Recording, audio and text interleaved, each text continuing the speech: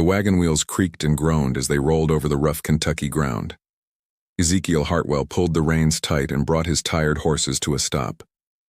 Before him stretched a green valley surrounded by tall mountains. The late summer sun cast long shadows across the land. "This is it, Martha," Ezekiel said to his wife sitting beside him. "This is where God wants us to build our new home." Martha Hartwell looked out at the empty valley. She was tired from months of travel. Her 7 children sat quietly in the back of the wagon. The youngest, 6-year-old Mercy, had fallen asleep against her older brother Samuel. "It looks peaceful enough," Martha said softly. But something in her voice showed she was not completely sure. The Hartwell family had traveled far from Virginia. They left their old home because other people did not like their religious beliefs. Ezekiel was a strict Presbyterian. He believed God spoke to him directly. Many of their neighbors thought the family was strange. Back in Virginia, people whispered about the Hartwell bloodline. Ezekiel's brother Samuel had gone mad 2 years ago. He would talk to people who were not there. He would scream about voices in his head. The family had to leave him in an asylum before they moved to Kentucky. "Papa, why do the mountains look so tall here?" asked 15-year-old Rebecca. She had unusual eyes. One was blue and one was green. Several of the Hartwell children had eyes like this. "God made them tall to protect us," Ezekiel answered. But he did not sound certain.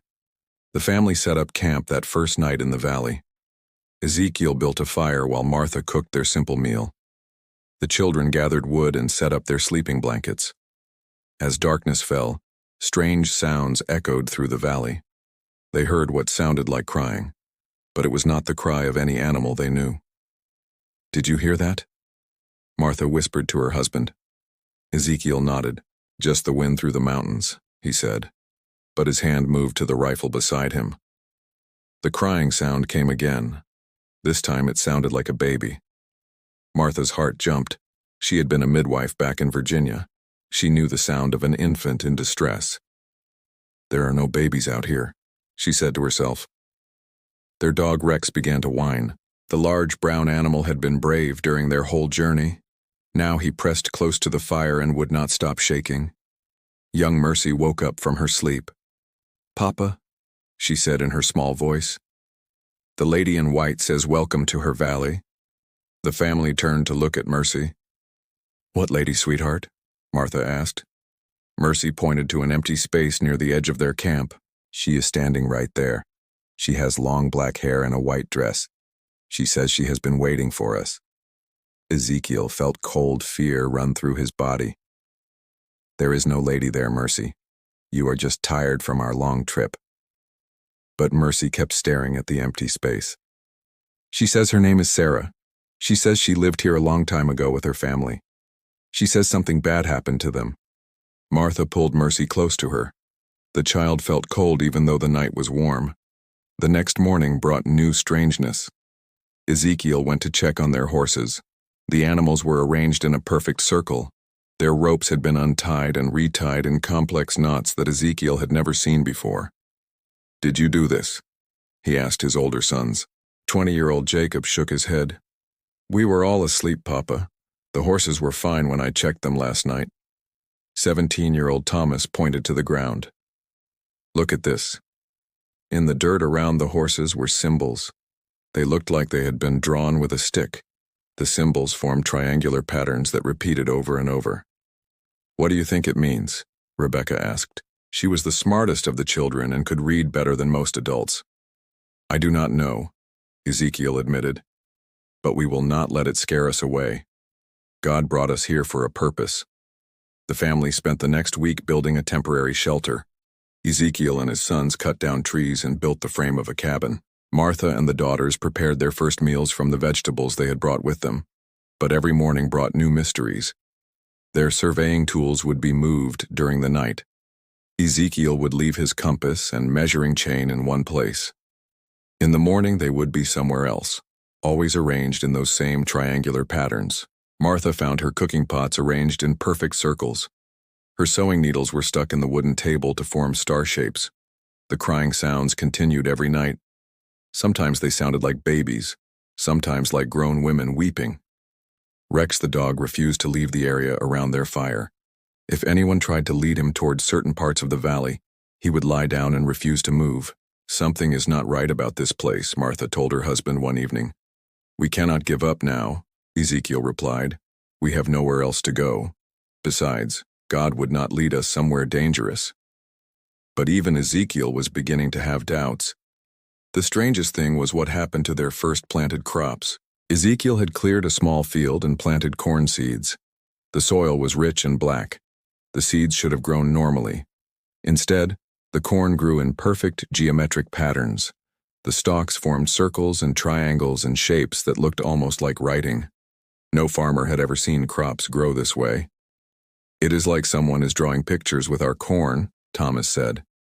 Mercy continued to talk about the lady in white. Every day she would have conversations with someone the rest of the family could not see. "Sarah says there are others buried under the ground," Mercy told her mother. "She says they have been sleeping for a long time, but our family being here is waking them up." Martha tried not to listen to these strange stories, but Mercy knew things she should not know. She talked about relatives who had died before she was born. She knew their names and stories that no one had ever told her. One evening, as the family sat around their fire, Mercy looked directly at her father. "Sarah says you have her eyes, Papa. She says the blue and green eyes run in families. She says it means you are special, but special can be dangerous." Ezekiel touched his face. He had never told his children about the strange eyes in his family line. His grandmother had eyes like his. So did his mad brother Samuel. As September ended and October began, the mysterious events grew stronger. The crying sounds were louder. More tools were moved each night. The geometric crop patterns became more complex, and Mercy's conversations with the invisible lady became longer and more detailed. "Something is coming, Papa," Mercy said one morning. "Sarah says our family has been called here for a reason. She says what happened to her family long ago is going to happen again, unless we learn the truth." Ezekiel Hartwell looked out at his strange valley. The mountains that had once seemed protective now felt like prison walls. But there was no turning back now. The Hartwell bloodline had arrived in Kentucky, and something that had been sleeping in this valley for a very long time was beginning to wake up. 3 weeks after the Hartwell family settled in their Kentucky valley, a stranger arrived on horseback. Dr. William Thornfield was a tall, thin man with kind eyes and gentle hands. He carried leather bags filled with medical supplies and books about the natural world. "I heard there was a family building a homestead in this valley," Dr. Thornfield called out as he approached their half-finished cabin. "I am a traveling doctor. I came to see if you need any medical help." Ezekiel Hartwell walked out to meet the visitor. He was glad to see another educated man. Life in the wilderness could be lonely. "Welcome, Dr. Thornfield. I am Ezekiel Hartwell.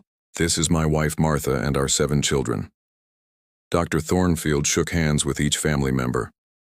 As he looked at their faces, something caught his attention. Several of the children had unusual eyes. One eye blue, one eye green. Even more strange, some of the teenage children had gray hair mixed with their natural brown hair. "How interesting," Dr. Thornfield said quietly. He had studied medicine in Philadelphia and had never seen anything like this. Martha invited the doctor to stay for supper. She was hungry for news from the outside world. As they ate, Dr. Thornfield asked many questions about the family. "Have you always had these unusual eye colors?" he asked Rebecca. "Yes, sir. Papa has them too. And our Uncle Samuel back in Virginia. And the gray hair in one so young. When did this begin?" 17-year-old Thomas touched his hair self-consciously. "It started after we arrived here, sir, about 2 weeks ago." Dr. Thornfield made notes in a small book. As a man of science, he found the family fascinating. But as the evening went on, he began to notice other strange things. The family dog Rex would not stop staring at empty corners of the room. Sometimes the animal would growl at nothing at all. The youngest child, Mercy, would sometimes stop talking in the middle of sentences and listen to something no one else could hear. "Mercy, what are you listening to?" Martha asked her daughter. "Sarah is telling me about the old days, Mama." She says there used to be many families living in this valley, but something bad happened to all of them. Dr. Thornfield looked puzzled. Who is Sarah, child? She is my friend. She wears a white dress and has long black hair. She has been dead for a very long time. The doctor felt a chill run through his body. He had heard stories of children who claimed to see spirits, but Mercy spoke with such certainty that it was disturbing. That night, Dr. Thornfield slept in the family barn. He was awakened by strange sounds coming from outside. It sounded like many people crying at once. The sound seemed to come from underneath the ground. In the morning, he found Ezekiel standing in their cornfield looking confused. "What troubles you, friend?" the doctor asked. "Look at this." Ezekiel pointed to the corn stalks. During the night, the geometric patterns in their crops had changed completely. Now the corn grew in shapes that looked almost like letters, but they were not letters from any alphabet Dr. Thornfield knew. "Have you ever seen anything like this?" Ezekiel asked. Dr. Thornfield shook his head. As a man who studied the natural world, he knew that plants did not grow this way on their own. Over the next few days, Dr. Thornfield observed the family carefully. The strange events happened every single day. Tools would be moved overnight. The crying sounds came from the ground, and the children's unusual features seemed to be getting stronger. Most disturbing were the dreams. Every member of the Hartwell family reported having the same dream over and over. They dreamed of a courthouse in a small town. In the dream, angry people were shouting at a woman with black hair. The woman was wearing a white dress and chains around her hands. "We all see the same thing," Martha told Dr. Thornfield. "The woman looks exactly like the person Mercy talks to during the day." Dr. Thornfield decided to do some research. He rode to the nearest settlement and asked the older residents about the valley where the Hartwells had built their home. An elderly Cherokee man named Joseph Whitehawk knew the area well. "White doctor man should tell his friends to leave that place," Joseph said seriously. "My grandfather told stories about that valley.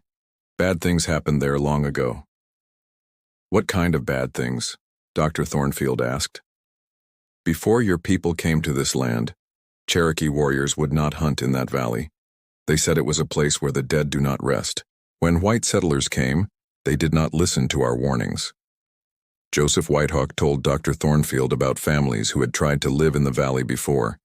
Every few years, someone would build a home there, but they never stayed long.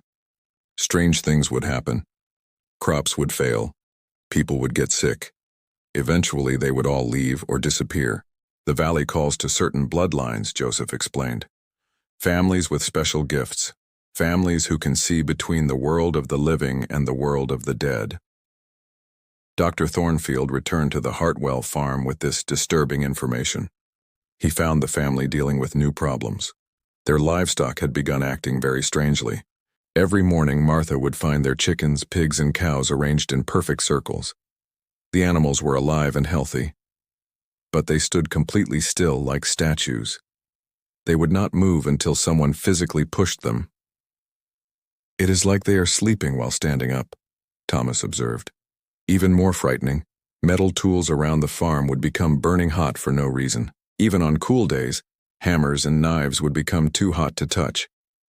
This happened most often when the sky was completely clear.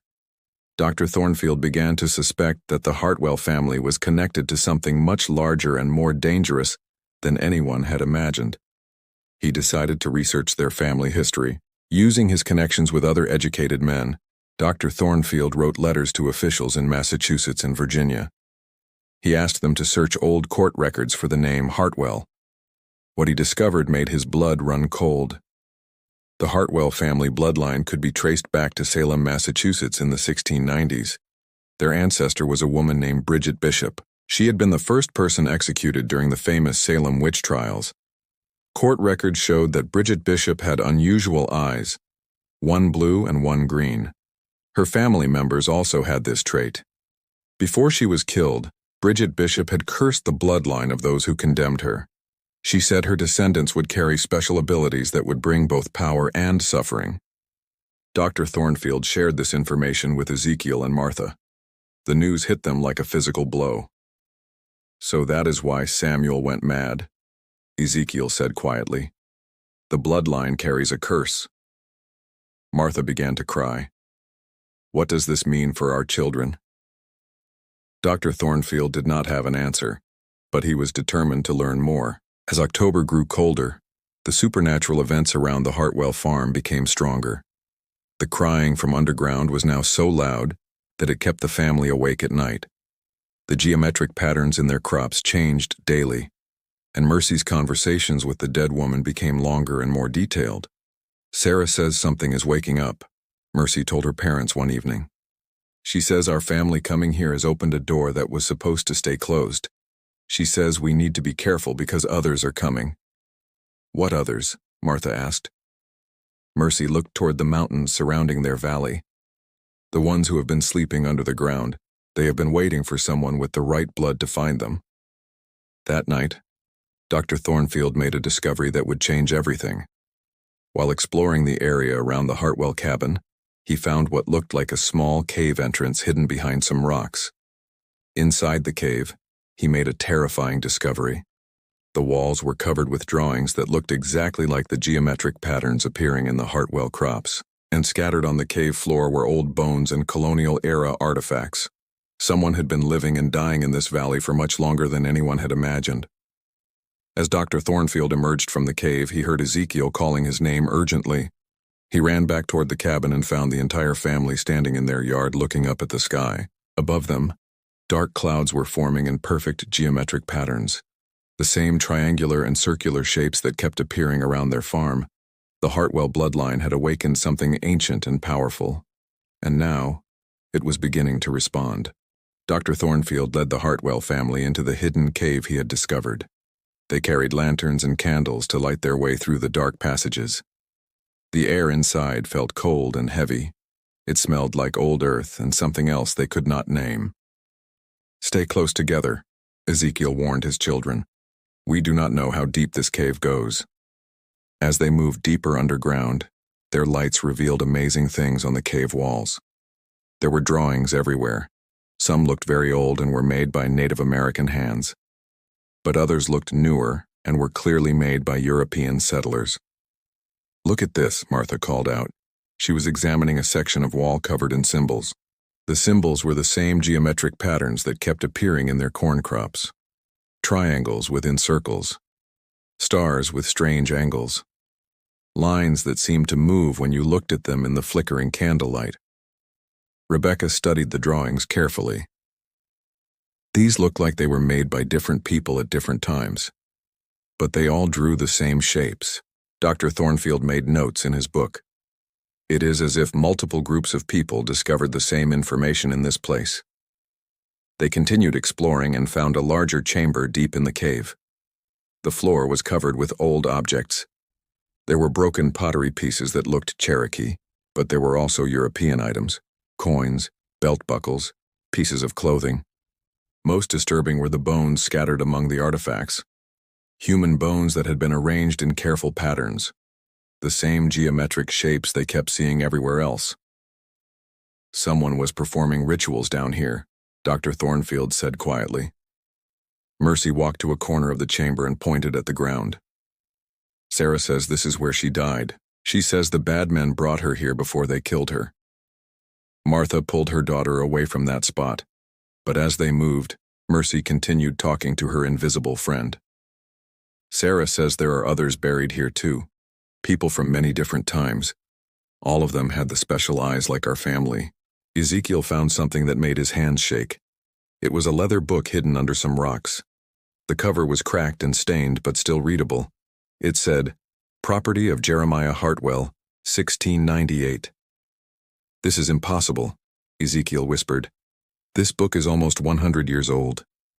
But it has our family name." Dr. Thornfield took the book and opened it carefully. The pages were yellow and brittle, but the writing was still clear. It was a diary written by someone who claimed to be Ezekiel's great-grandfather. The diary told an incredible story. Jeremiah Hartwell had lived in Massachusetts with his family in the late 1600s. He wrote about strange events that happened to his children, events that sounded exactly like what was happening to the current Hartwell family. "My youngest daughter Mary speaks to spirits. One entry read, "She sees a woman in white who tells her about future events. My son's hair is turning gray, though they are only boys. Our crops grow in patterns that spell out messages." The diary explained that Jeremiah's family was descendants of Bridget Bishop, the Salem witch. He wrote that each generation of their bloodline was called to special places, places where the barrier between the living world and the spirit world was thin. "We are not cursed," Jeremiah had written. "We are chosen, but chosen for what purpose I do not yet understand." The last entries in the diary were terrifying. Jeremiah wrote about coming to the Kentucky Valley after spirits told his daughter Mary to bring the family there. He described the same cave they were standing in now, the same geometric symbols, the same crying sounds from underground, but the final entry was only one sentence. "The door is opening. God help us all." Dr. Thornfield closed the book. "We need to leave this cave immediately." But as they tried to return to the surface, they discovered something that filled them with terror. The cave passages had changed. Tunnels that had led them deeper into the earth now seemed to lead in different directions. It was as if the cave itself was alive and moving. "This is not possible," Thomas said. "Caves do not change shape." But Mercy seemed to know where to go. She led them through passages that had not been there before. As they walked, she talked constantly to Sarah. "Sarah says the cave shows different things to different people. She says time moves differently down here. She says some people who came into this cave never left because they got lost between the past and the future." When they finally emerged into daylight, the family was shocked to see that the sun was setting. They had only been in the cave for what felt like 2 hours. But somehow, an entire day had passed. "That is not natural," Martha said. "Something is very wrong with this place." That night brought the strongest supernatural events yet. The family was eating dinner when their wooden table began to shake violently. Dishes and cups slid across the surface. But there was no earthquake. Only their table was moving. Then the shaking stopped and something even stranger happened. The salt from their salt dish began moving by itself. The tiny white grains arranged themselves into letters on the table surface. The salt spelled out a message. "Welcome home, children." Ezekiel swept the salt away with his hand, but immediately it reformed into new words. "You cannot fight your destiny." Martha grabbed the salt dish and threw it outside, but the message appeared again using crumbs from their bread, then using drops of water from their cups. "Stop this," Ezekiel shouted at the empty air. "Leave my family alone." The temperature in the room dropped so quickly that their breath became visible. Frost began forming on the inside of their windows even though it was still early October. Then they heard a voice. It did not come from any person in the room, it seemed to come from the walls themselves. "You called us with your blood," the voice said. "Now we answer." All 7 Hartwell children began to change before their parents' eyes. Their unusual colored eyes began to glow with soft light. The gray streaks in their hair became bright silver, and most frightening of all, they all began to speak at the same time in voices that were not their own. "We have been waiting," the children said together. "Waiting for the bloodline to return. Waiting for the door to open fully." Dr. Thornfield watched in amazement and terror as the children rose into the air. They floated 3 feet above the floor while continuing to speak in unison. "Your ancestor Bridget Bishop was the first to understand. Death is not the end. It is only a doorway, and some families hold the key to that doorway." Martha fainted from fear. Ezekiel fell to his knees and began praying loudly, but the children continued floating and speaking. "This valley is a crossing place, a thin spot between worlds. For 300 years we have been trapped here, waiting for the right bloodline to set us free." The children's voices grew louder and more demanding. "But freedom comes with a price. The living must join the dead. The door must be opened from both sides."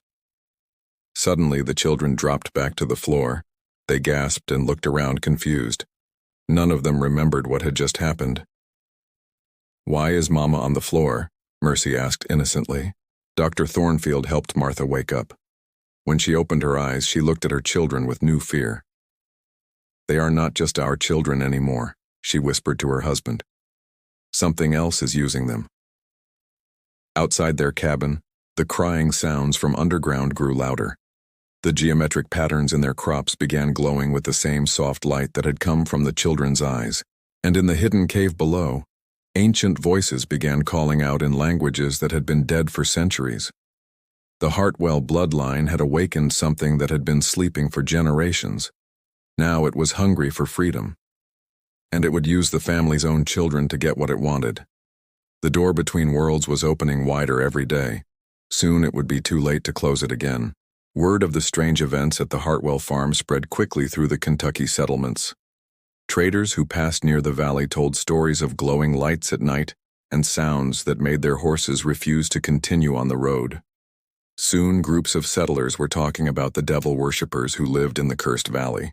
Reverend Isaiah Blackwood was a Baptist preacher who traveled between settlements. He was a large man with a booming voice and strong opinions about sin and salvation. When he heard the stories about the Hartwell family, his face turned red with anger. "This is exactly what happens when people turn away from God's true word," he preached to a crowd in a nearby town. "These Hartwells have brought evil spirits into our Christian land. They must be stopped before they corrupt our children and poison our crops."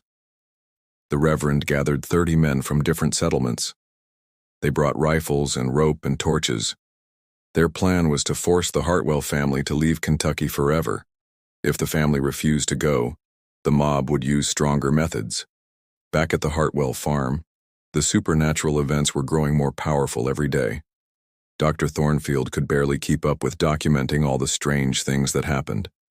The family's cabin now seemed to exist in multiple time periods at once. Sometimes when Martha walked from the kitchen to the bedroom, she would find herself in a room that looked like it came from 50 years in the past. Old furniture would appear and disappear. Voices of people who had lived in the valley long ago could be heard having conversations in empty rooms.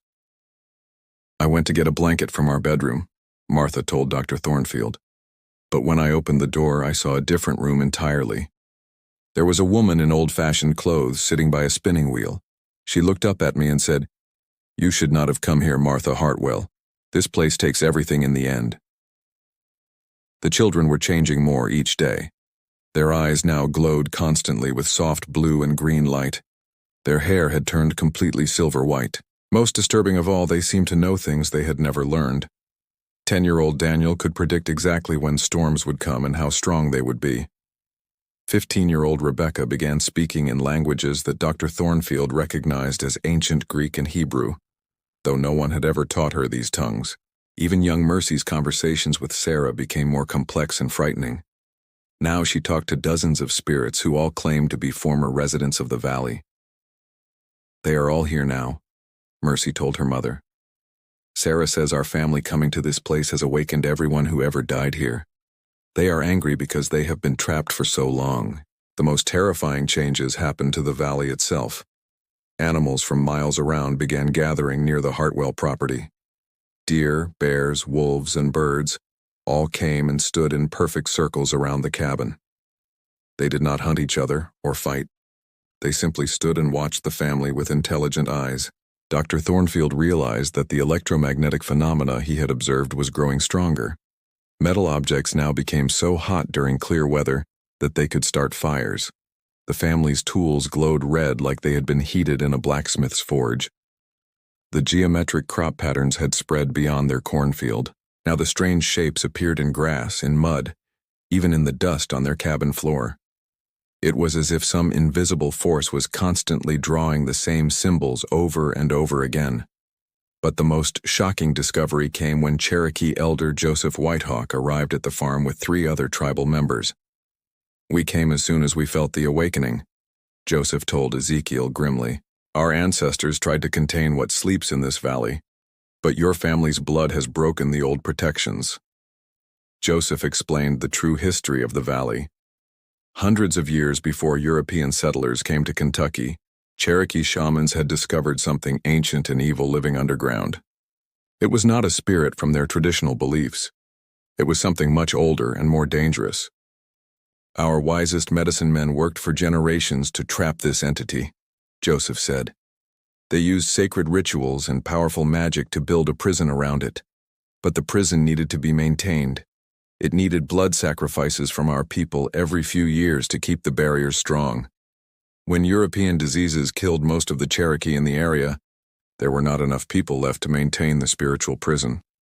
The entity began to grow stronger and started calling to bloodlines that could help it escape. Your family line carries the mark, Joseph told Ezekiel. The mark of those who can open doors between worlds.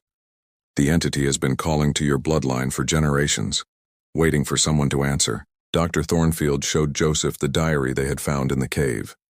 The Cherokee elder read it carefully and his face grew pale. This Jeremiah Hartwell came here in 1698. Our records say that was when the first major break in the prison occurred. Other families with your bloodline have come to this valley over the years.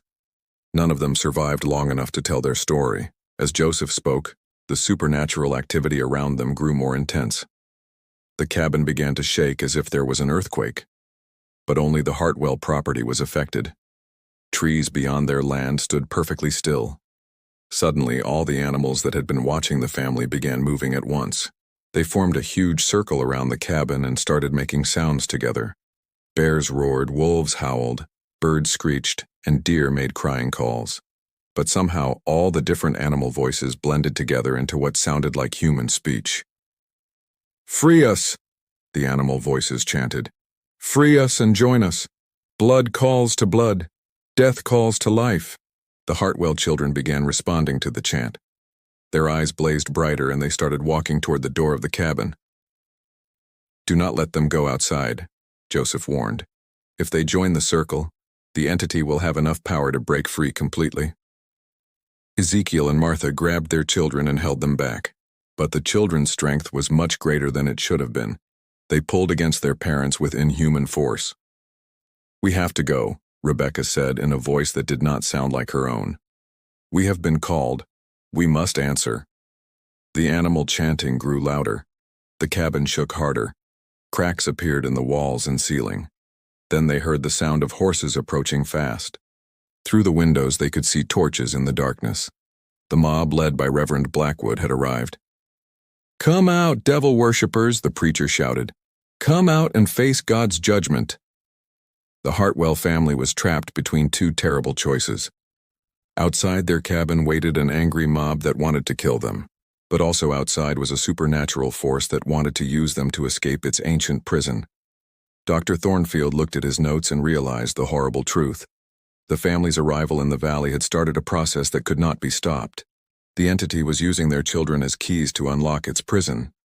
But it needed all 7 children to complete the ritual. The entity planned this, he told Ezekiel. It has been manipulating your family for generations, drawing you here, making sure you would have exactly the right number of children with the right bloodline. Martha began to cry as she understood what Dr. Thornfield was saying. It wants our children, all of them. The mob outside began firing their rifles in the air and shouting for the family to surrender. The animals continued their supernatural chanting, and deep underground, something that had been trapped for centuries, sensed that freedom was finally within reach. The Hartwell bloodline had walked directly into a trap that had been set before they were born, and now both the living and the dead were closing in to claim what they believed was rightfully theirs. The standoff lasted through the night. Reverend Blackwood's mob surrounded the Hartwell cabin while the supernatural forces grew stronger with each passing hour. Inside the cabin, the family huddled together as their children fought against an invisible power that was trying to control their minds. Dr. Thornfield watched in horror as the children's appearances continued to change. Their silver hair began to float as if they were underwater. Their glowing eyes now showed images of other times and places instead of normal pupils. When they spoke, multiple voices came from their mouths at once. "You cannot fight what has already been decided," 17-year-old Thomas said in the voice of an old man. "This family was bred for this purpose across generations. Every marriage, every birth, every death has led to this moment."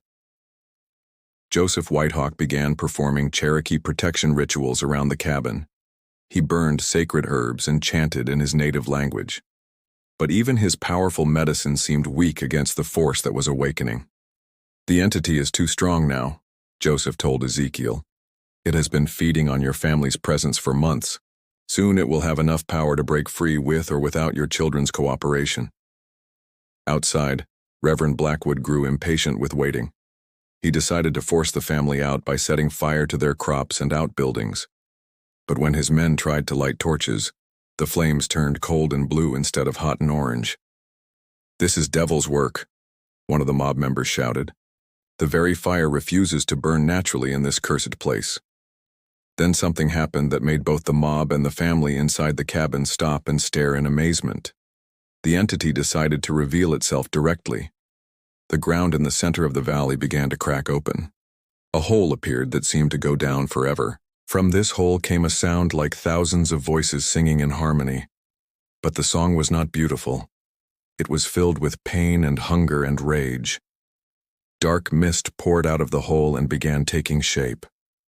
The mist formed into the outline of a massive figure that towered above the trees.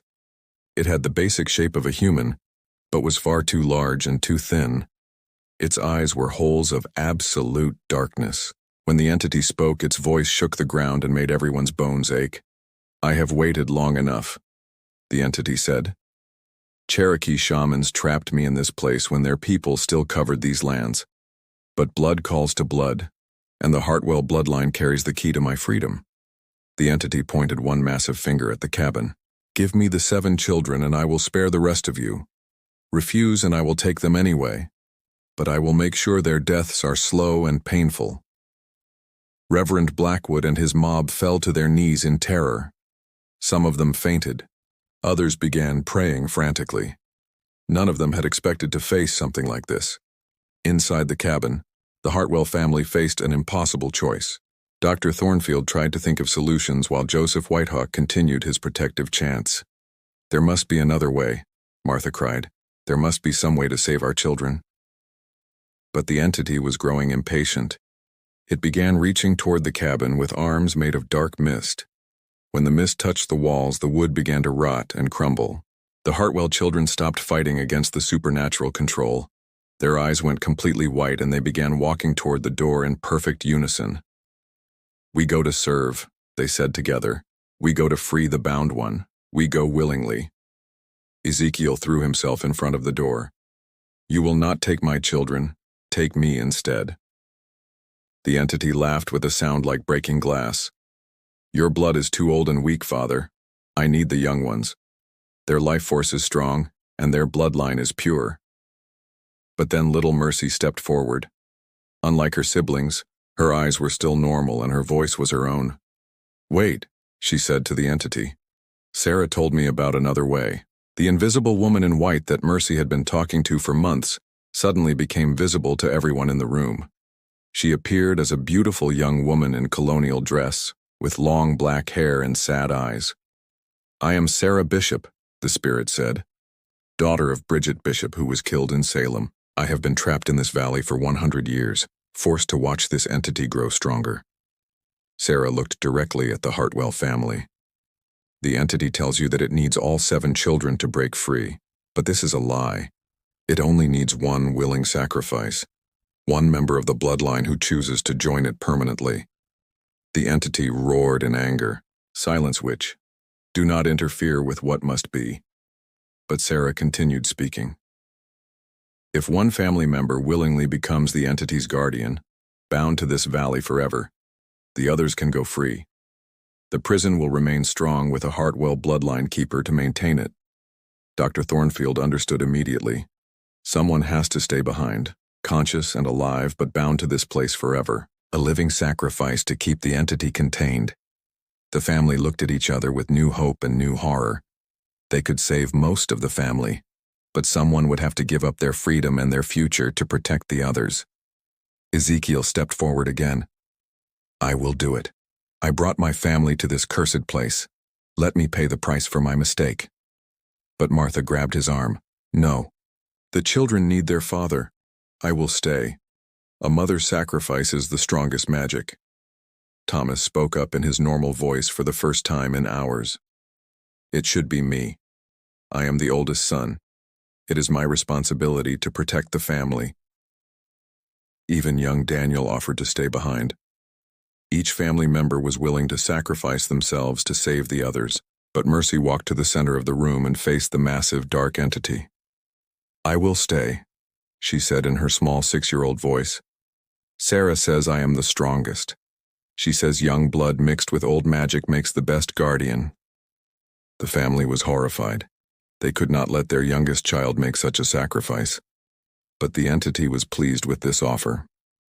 "Yes, the young one has the clearest connection to both worlds. She will make an excellent keeper of my prison." Joseph Whitehawk spoke urgently to the family. "The choice must be made now. I can feel the entity's power growing stronger. Soon it will be too late to contain it at all." Outside the cabin, Reverend Blackwood's mob was fleeing in terror as more supernatural creatures began emerging from the hole in the ground. Ghostly figures from different time periods appeared in the valley. Cherokee warriors, colonial settlers, and others who had died in this place over the centuries. The Hartwell family had only minutes to decide who would sacrifice their freedom to save the rest. But as they argued about who should stay behind, they did not notice that Mercy was no longer listening to them. She was having a long conversation with Sarah Bishop that no one else could hear. When Mercy finally spoke again, her words changed everything. "Sarah says there is one more choice we have not considered. Sarah says the entity is not as powerful as it pretends to be. Sarah says if we all work together, we might be able to destroy it completely instead of just containing it." The entity heard this, and its rage shook the entire valley. "Impossible. I am eternal. I cannot be destroyed." But Sarah Bishop smiled for the first time since anyone had seen her. "Every prison can be broken from both sides, demon. You have been so focused on escaping that you forgot someone might find a way to break in." The battle for the Hartwell Bloodline was about to enter its final and most dangerous phase. Sarah Bishop explained the plan quickly as the entity's rage grew stronger. "The Cherokee shamans did not just build a prison," she said. "They built a trap. But they needed someone from the inside to spring it. Someone with Hartwell blood who could willingly enter the entity's realm and destroy it from within." Dr. Thornfield understood immediately. It requires a conscious choice. Someone must willingly join with the entity and then use their Hartwell abilities to unravel its essence from the inside. The entity realized what Sarah was suggesting, and its fury shook the entire valley. Trees fell over. The ground cracked in all directions. The hole in the earth grew wider and more dark creatures began climbing out. "You cannot trick me with false hopes," the entity roared. "No mortal has the power to destroy me." But Ezekiel looked at his family and made a decision that surprised everyone. "I will not ask any of my children to make this sacrifice. I will go into the entity's realm myself." Martha grabbed her husband's hand. "Ezekiel, no. You do not have the abilities the children have. You would die for nothing."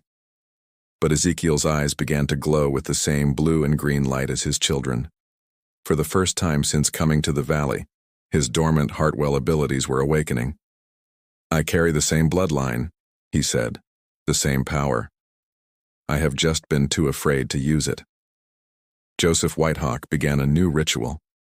This one was designed to open a pathway into the entity's spiritual realm. "If you are going to do this, it must be now," he told Ezekiel. "The entity grows stronger every moment." Sarah Bishop approached Ezekiel and placed a ghostly hand on his shoulder. "I will guide you once you are inside, but you must be strong. The entity will try to overwhelm your mind with visions of despair and hopelessness." Ezekiel kissed each of his children goodbye.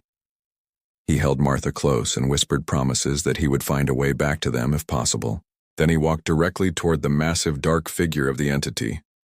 "I offer myself willingly," Ezekiel called out. "Take me instead of my children." The entity was suspicious but could not resist the offer. It reached down and wrapped Ezekiel in dark mist. In seconds, he disappeared from the physical world. Inside the entity's realm, Ezekiel found himself in a nightmare landscape. He was surrounded by the spirits of everyone who had ever been killed or trapped by the entity over thousands of years. Cherokee warriors, colonial settlers, and many others reached out to him with pleading hands. "Help us," they whispered. "Free us from this eternal prison." Sarah Bishop appeared beside Ezekiel as a guide. "The entity's power comes from all the souls it has trapped over the millennia," she explained. If you can release them, the entity will become weak enough to destroy. But freeing the trapped souls required Ezekiel to use abilities he had never developed. He had to learn to manipulate spiritual energy while fighting off the entity, his attempts to control his mind. The entity showed Ezekiel visions of his family being tortured. It promised to kill them slowly if he did not submit. But Ezekiel focused on Sarah's guidance and began to understand how his Hartwell powers worked. He discovered he could speak directly to the trapped souls and give them permission to move on to whatever came after death. One by one, he began releasing them from the entity's control. Each soul that was freed weakened the entity slightly, but there were thousands of them and the process was exhausting. Back in the physical world, the Hartwell family watched as the dark figure began to shrink and flicker, but they also saw that the effort was taking a terrible toll on Ezekiel. His body, left behind when his spirit entered the entity's realm, was aging rapidly. Dr. Thornfield monitored Ezekiel's physical condition, while Joseph Whitehawk maintained the ritual connection.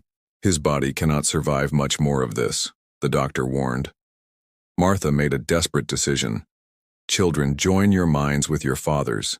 Give him your strength. All 7 Hartwell children joined hands and focused their supernatural abilities on helping Ezekiel.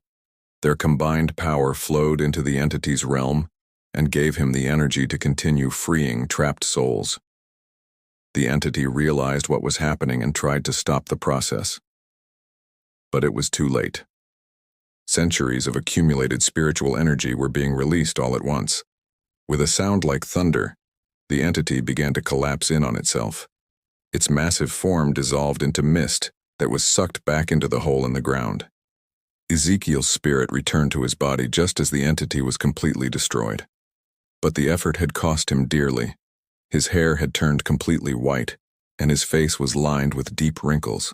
He had aged 20 years in a matter of hours. The supernatural phenomena around the valley stopped immediately. The hole in the ground closed. The ghostly figures disappeared. Even the geometric patterns in the crops faded away. Sarah Bishop appeared one last time to say goodbye to the family. "The entity is destroyed, and the trapped souls are free," she said with a peaceful smile. "My family's curse is finally broken." Then she too disappeared, moving on to whatever awaited her beyond death. Over the following weeks, the Hartwell family began to return to normal. The children's eyes stopped glowing and their hair returned to its natural color. The supernatural abilities they had developed became much weaker, though they never completely disappeared. Dr. Thornfield documented everything that had happened in detailed notes. But when he tried to publish his account, no one believed his story. The scientific community dismissed it as frontier folklore and superstition. The family decided to leave the Kentucky Valley. Too much had happened there for them ever to feel comfortable again. They moved further west and built a new life in Ohio. But the effects of their experience lasted for generations. Martha kept detailed journals about their supernatural encounter. These journals were passed down through the Hartwell family line, along with warnings about their unusual bloodline. The children grew up to live normal lives, but they never forgot what had happened in Kentucky. They taught their own children to be careful about the places they chose to live and the dreams that called to them. Dr. Thornfield's notes were eventually stored in a Virginia archive where they gathered dust for decades. But in the 1950s, government researchers investigating paranormal phenomena discovered his account. Secret government files from that time period mention unusual electromagnetic readings from the Kentucky Valley where the Hartwells had lived. Teams of scientists were sent to investigate, but they found nothing except an unusually high concentration of certain minerals in the soil. The valley remained uninhabited for over 200 years. Local people avoided it, though they could never quite explain why. Cherokee descendants continued to consider it a sacred site and occasionally performed blessing ceremonies there. In modern times, genealogy websites show dozens of Hartwell descendants scattered across America. Most of them live normal lives with no knowledge of their family's supernatural history. But every few generations, something unusual happens. Hartwell descendants report strange dreams about a valley in Kentucky. They describe feelings of being called to return to a place they have never seen. Some of them have unusual eye colors or other physical traits that mark them as carriers of the bloodline. Most ignore these dreams and impulses, but a few have made the journey to Kentucky, drawn by something they do not understand. Park rangers in the area report that visitors to the valley sometimes experience equipment failures and disorientation. Cameras stop working. Compass needles spin wildly. People report feeling watched by invisible presences. But the supernatural prison that once held an ancient entity remains empty. Whatever dangers once lurked in the Kentucky Valley were destroyed by Ezekiel Hartwell's sacrifice and his family's combined power. The geometric crop patterns have never appeared again. The crying sounds from underground have stopped forever. The portal between worlds was closed permanently, yet the Hartwell bloodline continues to carry genetic markers that make them sensitive to supernatural phenomena. In times of stress or danger, some descendants still manifest unusual abilities. They might predict future events through dreams. They might see spirits that others cannot perceive. They might have an uncanny understanding of places where tragic events occurred in the past. But unlike their ancestors, modern Hartwells have a choice. They can embrace these abilities or ignore them. They can seek out supernatural experiences or live completely normal lives. The curse that once bound their bloodline to dangerous encounters with the paranormal was broken in a Kentucky valley in 1792. But the gifts that come with their heritage remain, and sometimes late at night, Hartwell descendants still dream of a man with glowing eyes who stands guard over an empty valley. In these dreams, Ezekiel Hartwell watches over the place where he saved his family and destroyed an ancient evil. He is still there, they say, still protecting the world from supernatural dangers, still making sure that some doors between worlds remain closed forever. The Hartwell bloodline's most dangerous chapter ended over 2 centuries ago, but their story continues in the lives of descendants who carry both the power and the responsibility that comes with their unique genetic heritage. Some mysteries are meant to be solved, others are meant to be contained, and a few, like the true extent of what the Hartwell family accomplished in Kentucky, are meant to be remembered by those brave enough to guard against their return.